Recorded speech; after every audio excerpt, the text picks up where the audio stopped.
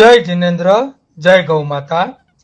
આજે તારીખ 5/6/2025 રોજ સહસ્ત્રફણા પાર્શ્વનાથ ટ્રસ્ટ સંચાલિત મહાવીર અન્નક્ષેત્રના સેવક એવા ચાહવાલા પરિવારના સ્વર્ગસ્થ ચંદ્રિકાબેન ચાહવાલાની ચોથી માસિક પુણ્યતિથિ નિમિત્તે ચાહવાલા પરિવારના સહયોગથી કરુણા સેવક ગૌસેવા ચેરિટેબલ ટ્રસ્ટના ગૌસેવકોએ 60 કિલો કેરી, 30 ડઝન કેળા અને 20 કિલો મગફળી આ બધા જ ખાદ્ય પદાર્થ સુરત સોનગઢ પાસે આવેલા ગૌમુખ વિસ્તારના જંગલમાં વસતા કપિરાજોને અર્પણ કર્યા।